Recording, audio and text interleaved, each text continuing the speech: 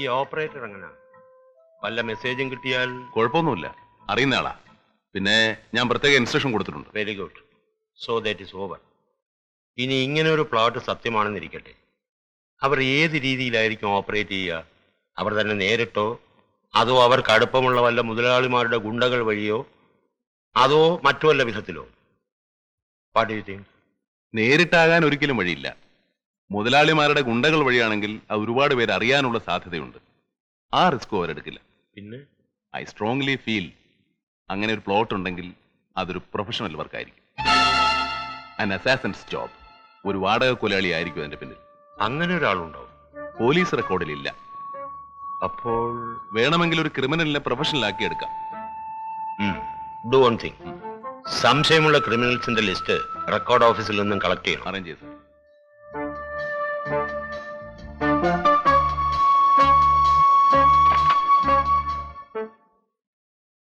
ഒരുപക്ഷെ അയാൾ ഒരു ഔട്ട്സൈഡർ ആണെങ്കിൽ, വേറൊരു സ്റ്റേറ്റിൽ നിന്നും. പോസിബിലിറ്റീസ് ഉണ്ട് sir. Contact crime branch headquarters of all major cities. അവരുടെ ക്രൈം റെക്കോർഡിൽ ഒരു പ്രൊഫഷണൽ അസാസിന്റെ അറ്റംപ്റ്റിനെ കുറിച്ച് എന്തെങ്കിലും വിവരമുണ്ടെങ്കിൽ, ആരായിരുന്നു അയാൾ, എങ്ങനെയായിരുന്നു ഓപ്പറേഷൻ, അയാൾ ഇപ്പോൾ എന്ത് ചെയ്യുന്നു, gather all informations. Yes sir. Sir, സിഎമ്മിന്റെ സെക്യൂരിറ്റി ആദ്യം ഒന്നും സമ്മതിച്ചില്ല. പിന്നെ ഐ ജിയുടെ നിർബന്ധത്തിന് വഴങ്ങി വീട്ടിൽ 2 സെൻട്രീസിന് പോസ്റ്റ് ചെയ്യാൻ സമ്മതിച്ചിട്ടുണ്ട്. സർ.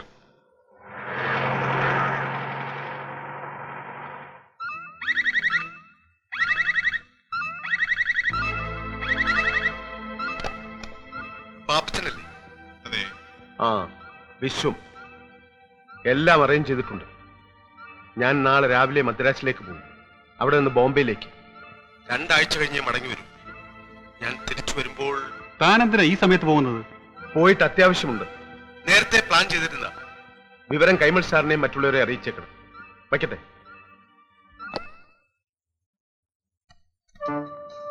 പാപ്പച്ചനല്ലേ? അതെ. വിശ്വം എല്ലാം അറേഞ്ച് ചെയ്തിട്ടുണ്ട്. ഞാൻ നാളെ രാവിലെ മദ്രാസിലേക്ക് പോകും. അവിടെ നിന്ന് ബോംബെയിലേക്ക്.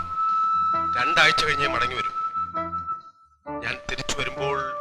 താനെന്തിനാ ഈ സമയത്ത് പോകുന്നത്? പോയിട്ട് അത്യാവശ്യമുണ്ട്. നേരത്തെ പ്ലാൻ ചെയ്തിരുന്ന വിവരം കൈമൾ സാറിനെയും മറ്റുള്ളവരെ അറിയിച്ചേക്കണം. വയ്ക്കട്ടെ.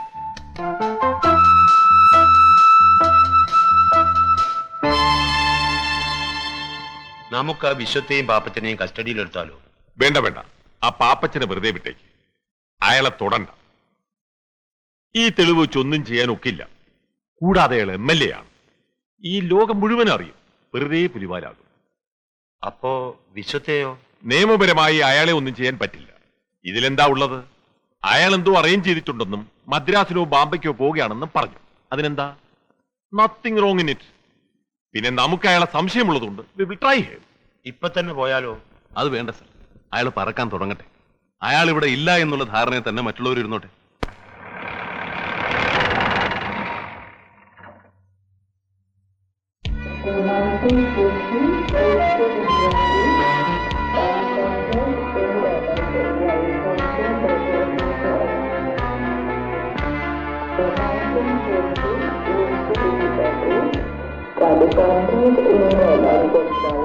എക്സ്ക്യൂസ് മീ, മിസ്റ്റർ വിഷു അല്ലേ? അതെ. ഒരു മിനിറ്റ്. എന്താ? ഞാൻ പാപ്പച്ചൻ പറഞ്ഞിട്ട് വന്നത്. Thomas Pappachan MLA. എന്തിനാ? ഒരു കാര്യം പറയാനുണ്ടായിരുന്നു. ഒന്ന് വരും പ്ലീസ്.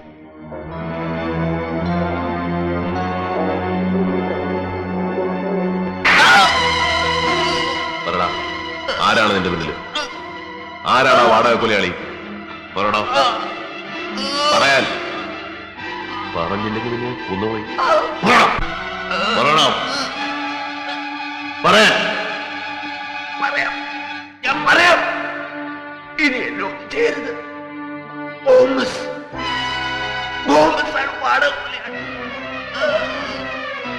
അവൻ എവിടെ ഉള്ളത്?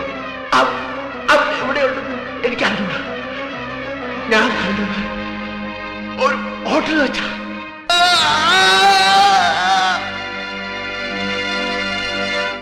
സിഗ്നേച്ചർ കണ്ടിട്ട് ലെഫ്റ്റ് ഹാൻഡർ ആണെന്ന് തോന്നുന്നല്ലോ. അതെ സർ, ലെഫ്റ്റ് ഹാൻഡർ ആണ്. ഞാൻ ശ്രദ്ധിച്ചു. ഇതിന്റെ ഒരു ഫോട്ടോ സെറ്റ് എടുത്ത് വെക്കാൻ പറയും. Yes sir. അന്ന് ആരാ റൂമിൽ സെർവ് ചെയ്തത്? ഞാനാ സർ. നീ ആളെ ശരിക്കും ഓർക്കുന്നുണ്ടോ? ഇല്ല. ഉം? ഇനി ആളെ കണ്ട തിരിച്ചറിയോ? വേറെ ആരാ അയാളെ കണ്ടത്? എന്താ അല്ല ഒന്നുമില്ല. പറയടാ, എന്താ പറഞ്ഞത്? അന്ന് ആ മുറിയിൽ ഒരു തെലുങ്ക് സ്ത്രീയും പിന്നെ വേറൊരാളും. വേറൊരാളും? എന്താണോ ഇത്? തെലുങ്ക് സ്ത്രീയും വേറൊരാളും ഒക്കെ? ഇങ്ങോട്ട് മാറി നിൽക്ക്. ഇങ്ങോട്ട് മാറിക്കോളൂ. അത് സാറ് ഒരു സ്ത്രീ റൂം മാറി കയറി. മാറിക്കയറി മര്യാദക്ക് സത്യം പറഞ്ഞോണം, ഇല്ലെങ്കിൽ എല്ലാത്തിനും ഞാൻ പൊക്കിക്കൊണ്ട് പോകും. അയാൾ മുറി വെക്കേറ്റ് ചെയ്ത് പോയപ്പോൾ ഒരു സ്ത്രീ അതിനകത്തുണ്ടായിരുന്നു. അവരുടെ ഭർത്താവ് പുറത്ത്, തെലുങ്ക് തന്നെ. ഭാര്യ റൂം അറിയാതെ മാറി കയറുകയാണെന്ന് പറഞ്ഞു. പോലീസിൽ ഏൽപ്പിക്കുമെന്ന് പറഞ്ഞപ്പോ കൈയും കാലും പിടിച്ചു കരുതു. എന്നിട്ട് പോലീസിൽ ഏൽപ്പിച്ചോ? ഇല്ല സാർ, എന്തുകൊണ്ട് ഏൽപ്പിച്ചില്ല? ഈ ഹോട്ടൽ തുടങ്ങിയിട്ട് കുറച്ച് ദിവസമേ ആയുള്ളൂ. ബിസിനസ് ഒക്കെ ആയി വരുന്നതേ ഉള്ളൂ. ഇവിടെ നിന്നും ഒരു കള്ളനെ പിടിച്ചു എന്ന് പറഞ്ഞാൽ അത് ഞങ്ങളുടെ ബിസിനസിനെയും റെപ്യൂട്ടേഷനെയും ബാധിക്കും. കൂടാതെ ഞങ്ങൾ അവരെ പരിശോധിച്ചു സാർ. അവരുടെ സ്വന്തം സാധനങ്ങളല്ലാതെ മറ്റൊന്നും കണ്ടില്ല. ആ മുറിയുടെ കാണിച്ചു തരാം സാർ. വാ. ആരോടെ വെച്ചിട്ടാണ് നീ പറഞ്ഞത്? കാണിച്ചു തരാം എടോ, സാർ. നടക്ക്. Yes sir. ഇരിക്കൂ. സാർ, ഇതുവരെയുള്ള എന്റെ ഒബ്സർവേഷനും തെളിവുകളും ഞാൻ നോട്ട് ചെയ്തിട്ടുണ്ട്. Shall I read it? Yes. June 29 Keraladesam party അവരുടെ നിയമസഭാ കക്ഷി നേതാവായി KGR തെരഞ്ഞെടുക്കുന്നു. കഴുത്തൂട്ടം വാസുദേവൻപിള്ള നേതാവായി തെരഞ്ഞെടുക്കപ്പെടും എന്നായിരുന്നു കരുതിയിരുന്നത്. ജൂൺ 30 KGR മുഖ്യമന്ത്രിയായി സത്യപ്രതിജ്ഞ ചെയ്യുന്നു. എരിഞ്ഞോളി അബൂബക്കർ, കഴുത്തുമുട്ടം വാസുദേവൻപിള്ള, മത്തായി തോമസ് പാപ്പച്ചൻ എന്നീ ഭരണകക്ഷി MLA-മാർ സത്യപ്രതിജ്ഞാ ചടങ്ങിൽ പങ്കെടുക്കുന്നില്ല. വിശ്വ അന്ന് രാത്രി കഴുത്തുമുട്ടത്തിന്റെ വീട്ടിൽ വെച്ച് അവരെ കാണുന്നു. പാപ്പച്ചൻ വിശ്വത്തെ സമാധാനിപ്പിച്ച് അയക്കുന്നു. തുടർന്ന് അയാൾ പാർട്ടി പ്രസിഡന്റ് കൈമളിനെ കാണുന്നു. അയാളുടെ താല്പര്യങ്ങൾ സംരക്ഷിച്ചുകൊള്ളാമെന്ന് കൈമൾ അയാൾക്ക് ഉറപ്പു കൊടുക്കുന്നു. ജൂലൈ 5 കേരളദേശം പാർട്ടി എക്സിക്യൂട്ടീവിൽ തീരുമാനിച്ച മറ്റുള്ള 5 മന്ത്രിമാരുടെ പേരുകളിൽ പാപ്പച്ചന്റെയോ അബൂബക്കറുടെയോ അവരുടെ ലോബിയിൽപ്പെട്ട ആരുടെയും പേരുകൾ ഉണ്ടായിരുന്നില്ല. ഒരു ആശ്വാസത്തിനു വേണ്ടി കഴുത്തുമുട്ടത്തിനെ സ്പോർട്സ് മന്ത്രിയാക്കാമെന്ന് പറയുന്നു. അയാൾ അത് നിരസിക്കുന്നു. KGRന്റെ പെരുമാറ്റത്തിലും ഭാവത്തിലും അയാൾ ഭരണത്തിന്റെ നിയന്ത്രണം സ്വയം ഏറ്റെടുത്തതായി അവർക്ക് തോന്നി. മദ്യനയത്തിന്റെ കാര്യത്തിൽ വിശ്വത്തിനോ അയാളുടെ ആളുകൾക്കോ ഗവൺമെന്റിന്റെ ഭാഗത്തുനിന്ന് അനുകൂലമായ ഒരു തീരുമാനങ്ങളും ഉണ്ടാവില്ല എന്നയാൾ പറയുന്നു. കൂടാതെ പ്രൈവറ്റ് ഡിസ്റ്റിലറീസിന്റെ പ്രവർത്തനങ്ങളെക്കുറിച്ച് നിയമസഭാ കമ്മിറ്റിയെ കൊണ്ട് അന്വേഷിപ്പിക്കാനും തീരുമാനിക്കുന്നു. 1.5 കോടി രൂപയോളം ഇലക്ഷന് മുടക്കിയ വിശ്വത്തിന് കിട്ടിയ ആദ്യത്തെ shock. July 9 party president Kaimal CM-നെ ഓഫീസിൽ വെച്ച് കാണുന്നു. മദ്യനയത്തിന്റെ തീരുമാനം പുനഃപരിശോധിക്കണമെന്ന് CM-നോട് കൈമൾ നിർബന്ധിക്കുന്നു. സാധ്യമല്ലെന്ന് CM തീർത്തു പറയുന്നു. തുടർന്ന് ഗസ്റ്റ് ഹൌസിൽ വെച്ചവർ യോഗം ചേരുന്നു. KGR-നെതിരെ രാഷ്ട്രീയ നീക്കങ്ങളോട് പ്രയോജനമില്ലെന്ന തീരുമാനത്തിലെത്തുന്നു. 2 ദിവസത്തിനകം തന്റെ തീരുമാനം അറിയിക്കാമെന്ന് പറഞ്ഞ് വിശ്വം പിരിയുന്നു. ജൂലൈ 25 മദ്രാസ് വിശ്വം അയാളുടെ സുഹൃത്തായ മുനിയാണ്ടി തേവർ എന്ന ബിസിനസ്സുകാരനെ കാണുന്നു. അയാളുടെ വീട്ടിൽ വെച്ച് KGR-നെ അസാസിനേറ്റ് ചെയ്യാൻ പ്ലാൻ ഇടുന്നു. അയാളുടെ ലിസ്റ്റിൽപ്പെട്ട ഒരു വാടക കുലാളിയെ സഹായം അഭ്യർത്ഥിക്കുന്നു. ഇപ്പോൾ ആ തേവർ എവിടെയാണ്? He is a businessman holding a Malaysian passport and he is a suspected smuggler also.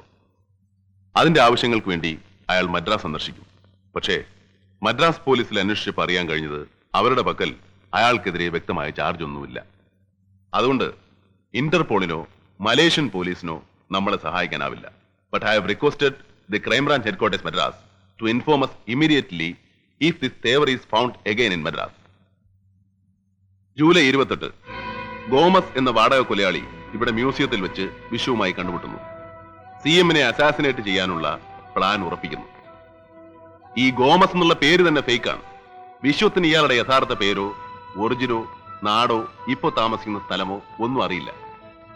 August 1 hotel jazz room number 712 വെച്ച് 20 ലക്ഷം രൂപ ഇൻ ക്യാഷ് വിശ്വം ഗോമസിനെ ഏൽപ്പിക്കുന്നു. 15 ദിവസത്തിനകം ഗോമസ് എന്ന വാടക കൊലയാളി KGR-നെ അസാസിനേറ്റ് ചെയ്യും. എപ്പോ, എവിടെ വെച്ച്, എങ്ങനെ എന്നുള്ളതിനെ കുറിച്ച് ഈ ലോകത്ത് ആ കൊലയാളിക്കല്ലാതെ വേറെ ആർക്കും അറിയില്ല.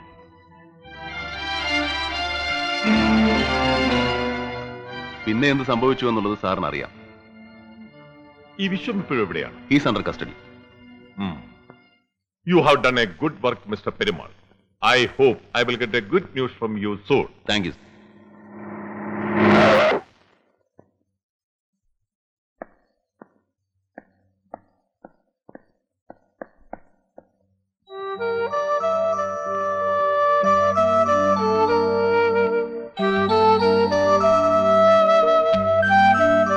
സാർ, ഇവരിതൊക്കെ പല ഹോട്ടലുകളിൽ നിന്നായി മോഷ്ടിച്ചതാ.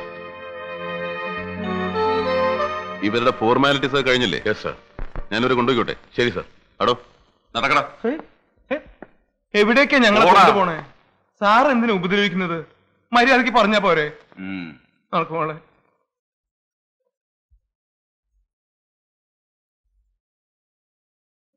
മുറിയിൽ പ്രവേശിച്ചു. ആ ആളും വേറൊരാളും കൂടെ. ആ ആളുടെ കയ്യിൽ ഒരു പെട്ടി ഉണ്ടായിരുന്നു. എന്നിട്ട് എന്ത് സംഭവിച്ചു? അതിൽ ഒരുപാട് രൂപയുണ്ടായിരുന്നു. ആ അയാൾ ആ രൂപ മുഴുവൻ പെട്ടിയോടെ മറ്റേ ആളിന് കൊടുത്തു. എന്നിട്ട് ആ ആളിന്റെ സുഹൃത്ത് 15 ദിവസത്തിനുള്ളിൽ മുഖ്യമന്ത്രി ആവുമെന്ന് പറഞ്ഞു. അയാളെ ശരിക്കും ഓർമ്മയുണ്ടോ? ഇതാണോ രൂപ കൊടുത്തയാള്? അതെ.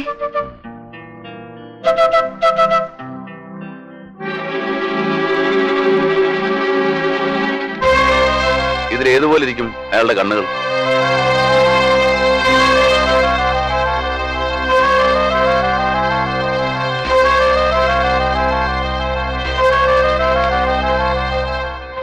ഇതുപോലെ ഇരിക്കും. E8.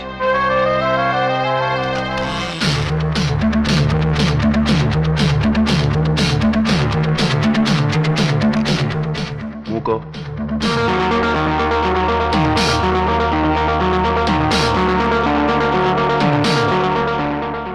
സാർ, മൂക്ക് ഇതുപോലെ ഇരിക്കും. എത്ര? N3.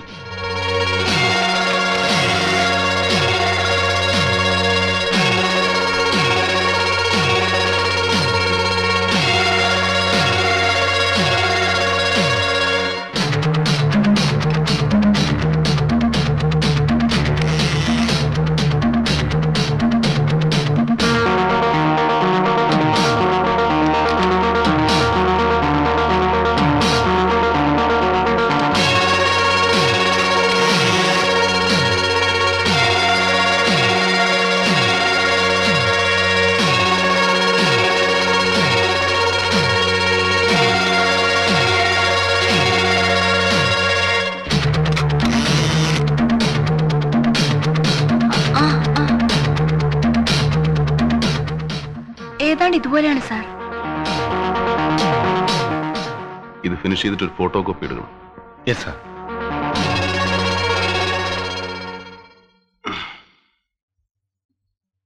സാർ, അയാൾ ഒരു പ്രത്യേക രീതിയിലാണ് സിഗരറ്റ് വലിക്കുന്നത്.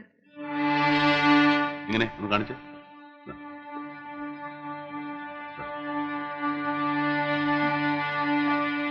ഇങ്ങനെ പിടിച്ചിട്ട് വലിച്ചിട്ട് ഇങ്ങനെ.